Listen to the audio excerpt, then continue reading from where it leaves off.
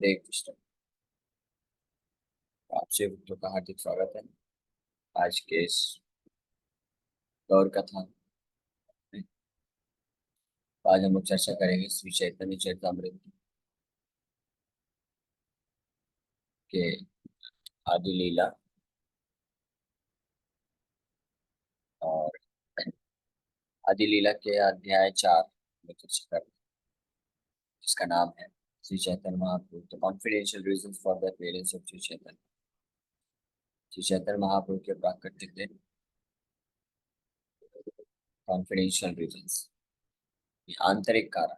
भगवान चैतन्य महाप्रभु प्रकट हुए इसके आंतरिक कारण।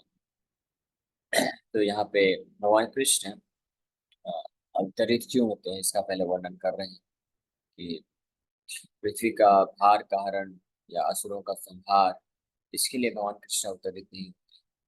भगवान आते हैं अपने ब्रज के जो शुद्ध प्रेम है उसको प्रदान करने।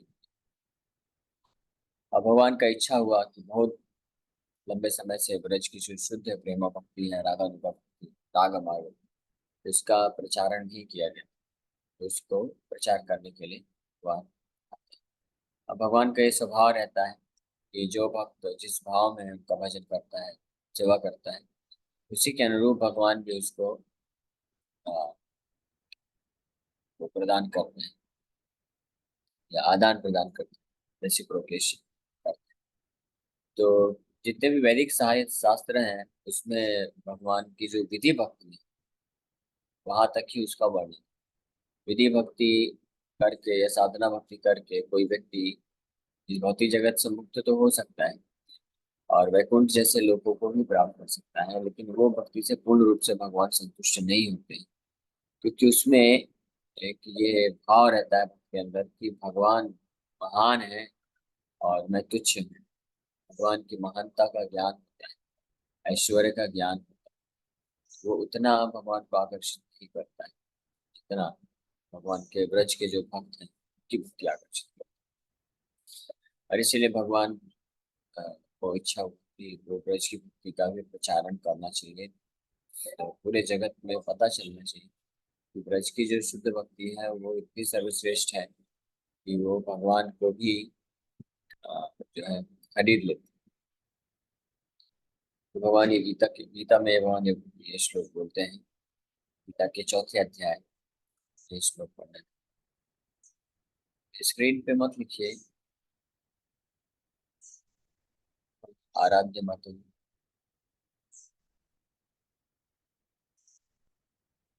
ये चौथे अध्याय में भगवान वर्णन करते हैं, ये यथा माम प्रपद्यन्ते तां तथैव भजाम्यहम्, मम वर्तमान वर्तन्ते पश्या पार्थ सर्वशः। ये यथा माम प्रपद्यन्ते, जिस मात्रा में जो व्यक्ति भगवान का शरण लेता है, ताम तथैव भजाम्यहम्, उसी के अनुरूप मैं उनको रिवॉर्ड देता हूँ या उनके साथ आदान प्रदान करता हूँ।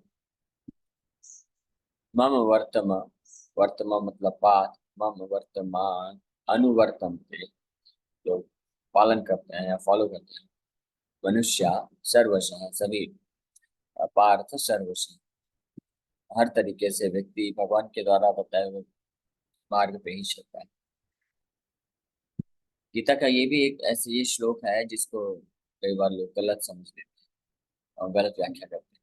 यहाँ पे भगवान बोल रहे हैं मम वर्तमान वर्तन्ते मनुष्य पार्थ सर्वशः, ये पार्थ, ये सारे मनुष्य जो है हर प्रकार से मेरे ही मत का अनुगमन करते हैं। तो कुछ लोग, कुछ मूर्ख या ज्ञानी लोग जो अच्छे से नहीं समझते हैं, इसके जो पहली दो लाइन है उसको नहीं जानते हैं या नजरअंदाज कर देते हैं। तो वो बोलते हैं कि व्यक्ति कोई भी रास्ता पकड़े मंजिल एक ही प्राप्त करे। ये गीता का उपदेश है। मम वर्तमान वर्तन्ते मनुष्य पार्थ सर्वशः, ये मम वर्तमान, वो मुझे प्राप्त करने वाला है, मेरे तरफ ही वो रास्ता लेके जाएगा, चाहे कैसा भी कार्य करे। कोई मेरा भक्ति करे तो भी मुझे प्राप्त करेगा, कर्म करे वो भी प्राप्त करेगा। कर्म क्या, कुछ तो इसे ऐसे होते हैं, वो बोलते हैं कि अगर कोई पाप भी करता है, कैसा भी कर्म करे, भले ही थोड़ा घूम के जाना पड़ेगा, घूम फिर के, लेकिन वो जाएगा भगवान के पास। हर हर रास्ते का मंजिल एक ही रहती है। लेकिन ये इस श्लोक का शिक्षा नहीं है, ये गलत समझते हैं लोग। इस श्लोक में भगवान बोल रहे हैं कि ये यथा माम प्रपद्यन्ते ताम सदैव भजामि। जो जिस भाव में मुझे समर्पण करता है, या जो जिस भाव में मेरी तरफ शरण लेता है, या जो मेरे से प्रार्थना करता है, इच्छा रखता है, उसी के अनुरूप मैं उसको जो है फल देता हूँ, या उसी के अनुरूप मैं उसको रिवार्ड देता हूँ, फल देता हूँ, या उसको मदद करता हूँ। और क्यों? क्योंकि हर कोई मेरे द्वारा बताए हुए रास्ते पे ही चलता है। तो इसका मतलब ये है कि हर हर जीवात्मा जो है अब स्वतंत्र नहीं है खुद से कुछ निर्णय लेकर के कुछ कार्य करने के लिए। वो भगवान पे बहुत ही 100% तरीके से निर्भर है। भगवान के द्वारा ही बुद्धि, बल और शक्ति प्राप्त करके ही कोई जीवात्मा कुछ कार्य कर सकता है।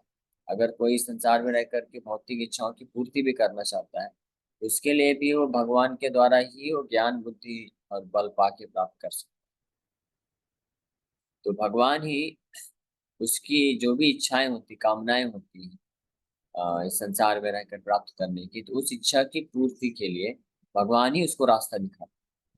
इसलिए व्यक्ति उसी रास्ते पे ही चलता है और उस मंजिल को प्राप्त करता है। लेकिन ये ऐसा बिल्कुल भी नहीं है कि कोई अपने मनमाने ढंग से कोई भी रास्ता चूज करेगा, कोई भी प्रकार का कर्म करेगा तो उसको मंजिल वही मिलेगा, नहीं।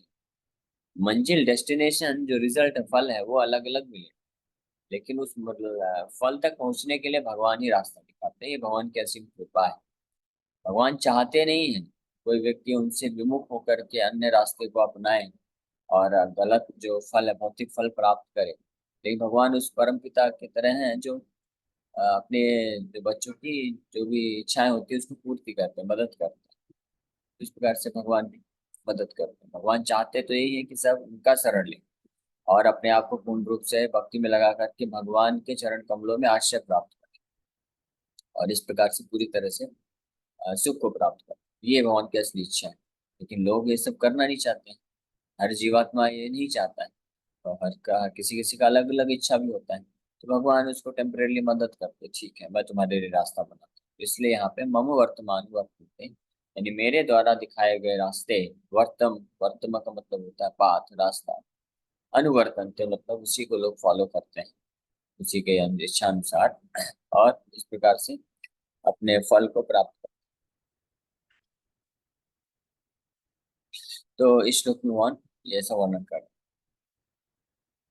तो खैर यहाँ पे तो कविराज गोस्वामी इसलिए श्लोक कोट कर रहे हैं कि भगवान लोगों के समर्पण के अनुसार, अनुरूप ही उसको फल देते हैं, फल प्रदान करते हैं।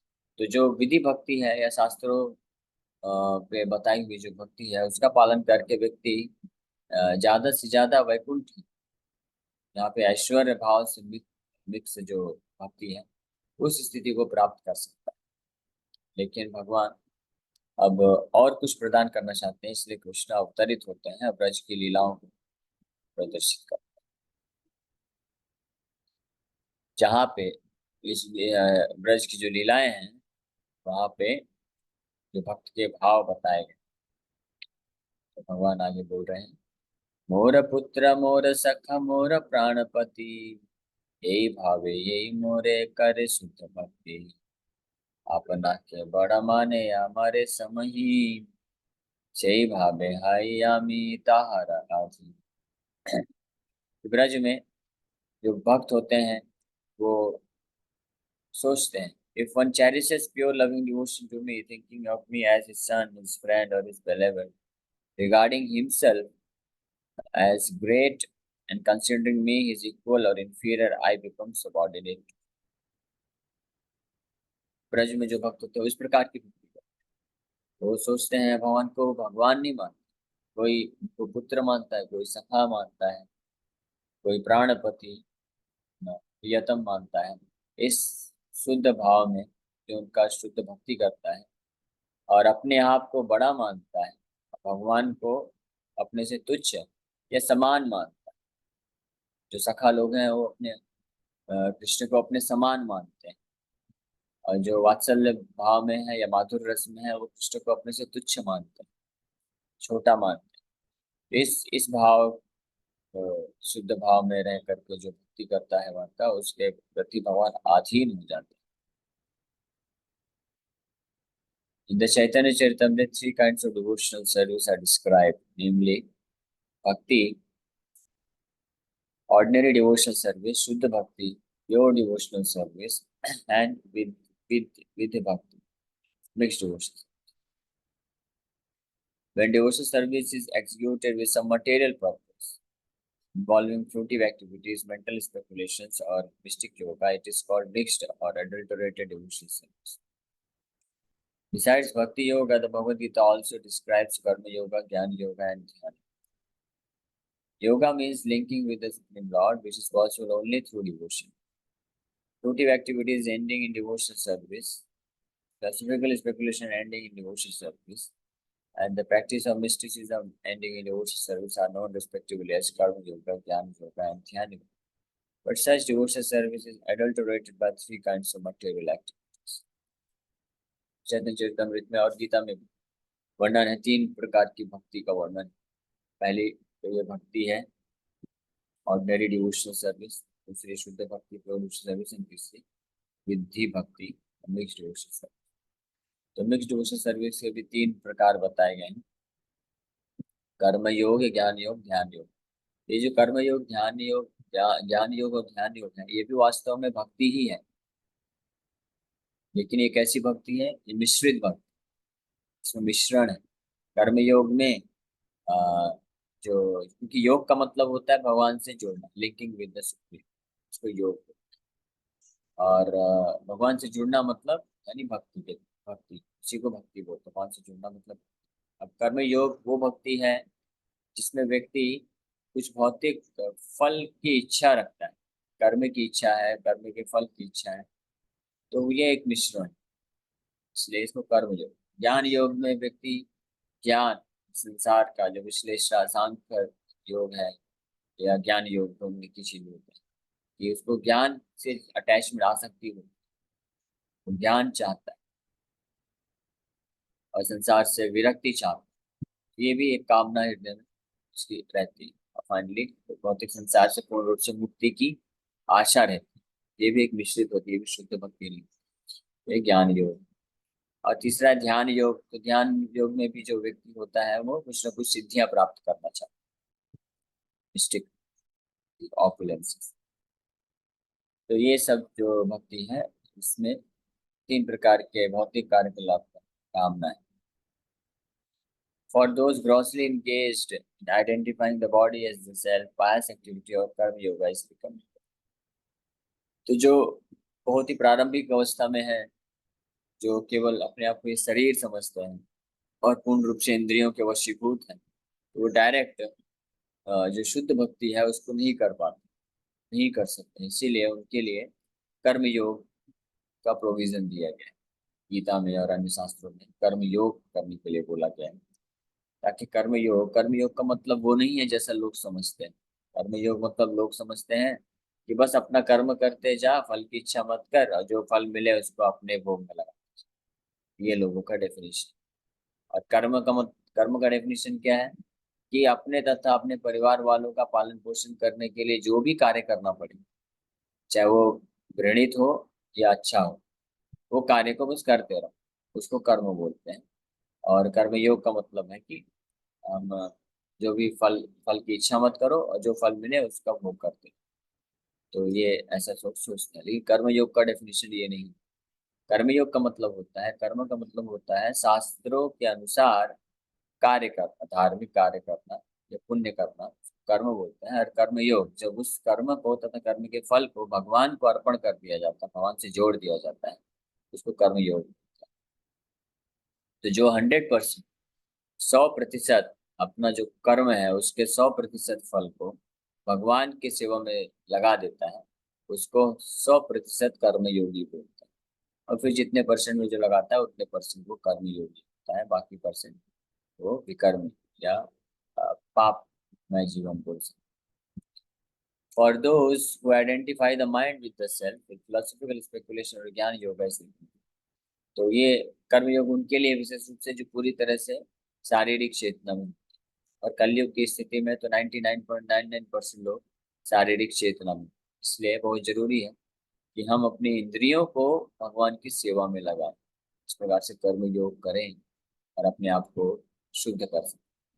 तो जो लोग थोड़ा ऊंचे स्तर पे होते हैं, अपने आप को मन समझते हैं, उनके लिए ज्ञान योग रिकमेंड किया गया है। वो इस संसार से विरक्ति चाहते हैं, तो वो ज्ञान का अनुशीलन कर करके समझें कि वो शरीर नहीं है, माइंड नहीं है, बुद्धि नहीं है, वो एक शुद्ध है, आत्मा है, सच्चिदानंद की ब्रह्म। But devotees standing on the spiritual platform have no need of such material conceptions of adulterated devotion. Adulterated devotion service does not directly aim for love for the Supreme Personality of God. Therefore, service performed strictly in conformity with the revealed scriptures is better than such vidhi bhakti because it is free from all kinds of material contamination.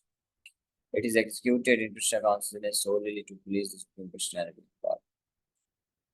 लेकिन जो ये तीसरे category के लोग बताए गए हैं, भक्त होते हैं, जो किसी भी प्रकार से अपना गलत पहचान नहीं रखते हैं इस शरीर या मन से। वो जानते हैं कि हम कृष्ण के नित्य दास हैं, कृष्ण का सेवा, कृष्ण की प्रसन्नता के लिए कार्य करते हैं, तो वो शुद्ध भक्ति मार्ग में जुड़ते हैं।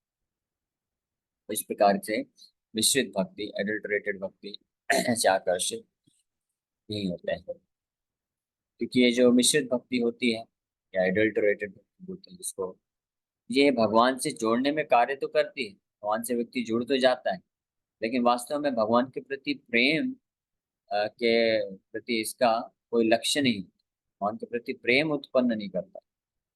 ये बस भगवान की अथॉरिटी को स्वीकार कर लेता है व्यक्ति, और भगवान सब कुछ देते हैं, सबके मालिक हैं, सब उन्हीं से मिलने वाला है। तो इस भाव में व्यक्ति कर्म करता है, ज्ञान का पालन करता है, भगवान से जोड़ता है, भगवान को समर्पण करता है, लेकिन वो ये सोचता है कि मेरा जो है भौतिक इच्छा को पूर्ण करने में इस प्रकार से मदद मिलेगा। और ये आत्मा ज़्यादा से ज़्यादा वो इस स्तर पे जा सकता है कि as a matter of duty, यानी कर्तव्य निष्ठ होकर, तो ये मेरा कर्तव्य है कि हम भगवान का सेवा करना चाहिए, भगवान से जोड़ना चाहिए, भगवान को फल अर्पण करना चाहिए। इस भाव तक जा करके ये एडल्टरेटेड डिवोशन सर्विस या मिश्रित भक्ति को कर पाता है। लेकिन जो शुद्ध भक्ति है वो प्रेम के स्तर पे किया जाता है, जहाँ पे शुद्ध प्रेम के कारण जो है भक्त भगवान की भक्ति करेगा। Those who are spontaneously devoted to the Lord and have no aims for material gain are called attracted devotees या राग भक्त।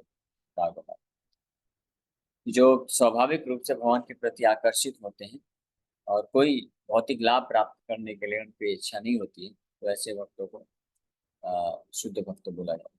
They are spontaneously attracted to the service of the Lord and they follow in the footsteps of self-realized souls.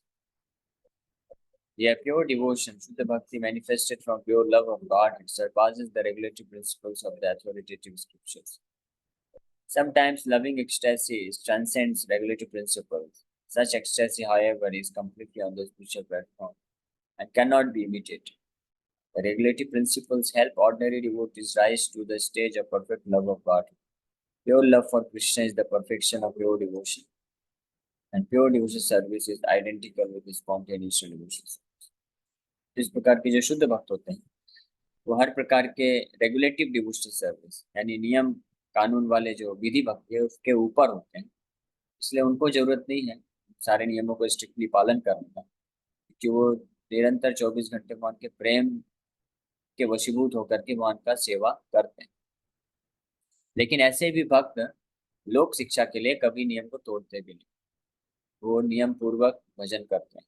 नियम और यहाँ पे जब ये बोला जा रहा है कि जो शुद्ध भक्त होते हैं तो शास्त्रों के नियम कानून के परे जा करके भगवान की शुद्ध भक्ति करते हैं, तो इसका मतलब ये नहीं समझना चाहिए कि जो पाप वाले नियम है वो भी तोड़ देते, वो नहीं बोला जा रहा। जो शुद्ध भक्ति के स्टेज में होते हैं वो कभी पाप कर ही नहीं सकता। जो नियम बोला जा रहा है कि वो नियम को ट्रांसेंड कर देते हैं या नियम के परे चले जाते हैं, वो इस भौतिक प्रकृति के जो नियम है जो शरीर और मन बुद्धि पे लागू होते हैं उसके परे चले जाते हैं। जैसे एग्जाम्पल के लिए कि कोई गृहस्थ भक्त है, तो विधि भक्ति के अनुसार उसको अपने घर गृहस्थी का पालन पोषण, परिवार वालों का पालन पोषण इस प्रकार से करना चाहिए ताकि वो सब मिलके भगवान की भक्ति में आगे बढ़ सकते हैं। लेकिन जो शुद्ध मार्ग में जो स्पॉन्टेनियसली अट्रैक्टेड, स्वाभाविक रूप से जो पूर्ण रूप से शुद्ध भक्त होता है, तो वो इस प्रकार के जो घर के प्रति जो कर्तव्य है, उन सब कर्तव्यों को त्याग करके केवल कृष्ण के पूर्ण सेवा में लग सकता है।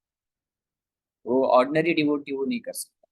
जो साधारण, जैसे हम सब साधारण भक्त, हम लोग भी प्रयास कर रहे हैं अपने हृदय को शुद्ध करने के लिए, तो हम इस चीज का नकल नहीं कर सकते। इसके एग्जाम्पल में जैसे मीराबाई आती है। मीराबाई ने अपना पूरा जो घर गृहस्थी है, सारे कर्तव्य को त्याग करके डायरेक्ट कृष्ण के पूर्ण रूप से समर्पण होकर सेवा में लग गई। तो वो जो है वो शुद्ध है, स्वाभाविक शुद्ध भक्ति के मार्ग में है, और उनको इसलिए कोई दोष नहीं लगता है। लेकिन कोई साधारण भक्त ये नहीं कर सकता, क्योंकि इसको कर ऐसा अ, जो विधि है, विधि भक्ति के नियम कानून को त्याग करके अगर वो जाएगा, तो और उसका पतन हो सकता है, और उसको पाप लगेगा। इसलिए जो साधारण भक्त हैं, जिनका अभी भी हृदय में कल्मश है, तो धीरे धीरे उनको विधि भक्ति के नियमों का पालन करके ऊपर उठना चाहिए। और सबसे महत्वपूर्ण नियम है कि वो कम से कम 16 माला का जप करें, 4 नियम का पालन करें, और अपने तथा अपने से जुड़े परिवार वालों को, समाज वालों को भी उनको इस प्रकार से पालन पोषण करें कि वो भी भगवान की भक्ति में जुड़ के आगे बढ़ सके। Flawless execution of regulative principles exhibited in the Vaikuntha planets. By strictly executing these principles, one can be elevated to the Vaikuntha planets, but spontaneous pure loving service is found in Krishna locality. इस प्रकार से जो विधि भक्ति का बहुत अच्छे तरीके से, 100% तरीके से पालन करते हैं, तो वो इस भौतिक जगत को त्याग करके वैकुंठ लोकों को प्राप्त कर सकते हैं। लेकिन अगर कोई वास्तविक रूप में कृष्ण लोक या वृंदावन धाम को प्राप्त करना चाहता है, ब्रज धाम को, तो उनको इन regulative way of devotional service को ट्रांसेंड करके, इसके परे जा करके, भगवान के शुद्ध भक्त, ऐसे ब्रज के भक्त के किसी पद चिन्हों में पालन करते हुए पूर्ण समर्पण से भगवान कृष्ण को शुद्ध रूप से प्रेम करना सीखना होता है, तब वो भगवान के वृंदावन धाम को प्राप्त कर सकते हैं। Okay, so thank you very much.